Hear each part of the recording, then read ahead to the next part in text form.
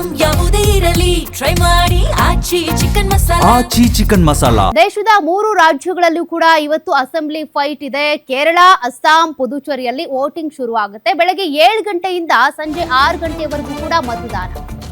ಕೇರಳದಲ್ಲಿ 140 ಸ್ಥಾನಗಳಿಗೆ 890 ಅಭ್ಯರ್ಥಿಗಳು ಸ್ಪರ್ಧೆ ಮಾಡ್ತಿದ್ದಾರೆ. ದೇಶದ 3 ರಾಜ್ಯಗಳಲ್ಲಿ ನಡೀತಾ ಇರುವಂತಹ ಚುನಾವಣೆ ವಿಧಾನಸಭಾ ಎಲೆಕ್ಷನ್. ಕೇರಳ, ಅಸ್ಸಾಂ, ಪುದುಚೇರಿಯಲ್ಲಿ ವೋಟಿಂಗ್ ಇದೆ.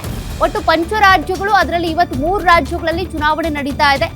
ನಮ್ಮ ರಾಜ್ಯದಲ್ಲಿ 2 ಕ್ಷೇತ್ರಗಳಲ್ಲಿ ಉಪಚುನಾವಣೆ ಆದರೆ ದೇಶದಾದ್ಯಂತ ನೋಡೋದಾದ್ರೆ 3 ರಾಜ್ಯಗಳಲ್ಲಿ ಇವತ್ತು ಎಲೆಕ್ಷನ್ ಇದೆ. ಪ್ರಮುಖ ರಾಜಕೀಯ ಪಕ್ಷಗಳ ತ್ರಿಕೋನ ಸ್ಪರ್ಧೆ ಇರುವಂತದ್ದು.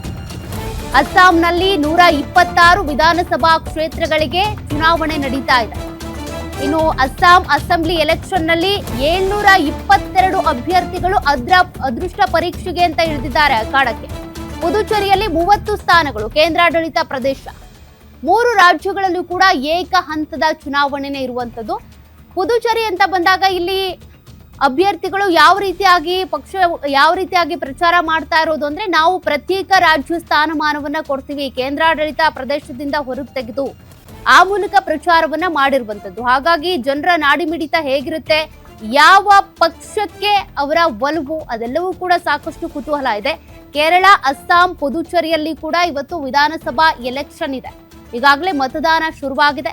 ಅಸ್ಸಾಂನಲ್ಲಿ 126 ವಿಧಾನಸಭಾ ಸ್ಥಾನಗಳಿರುವಂತದ್ದು. ಎಲೆಕ್ಷನ್ ನಲ್ಲಿ 722 ಮಂದಿ ತಮ್ಮ ಅದೃಷ್ಟ ಪರೀಕ್ಷೆಗೆ ಅಂತ ಅಖಾಡಕ್ಕಿಳಿದಿದ್ದಾರೆ. 3 ರಾಜ್ಯಗಳಲ್ಲೂ ಕೂಡ ಒಂದೇ ಹಂತದ ಚುನಾವಣೆ ನಡೀತಾ ಇರುವಂತದ್ದು.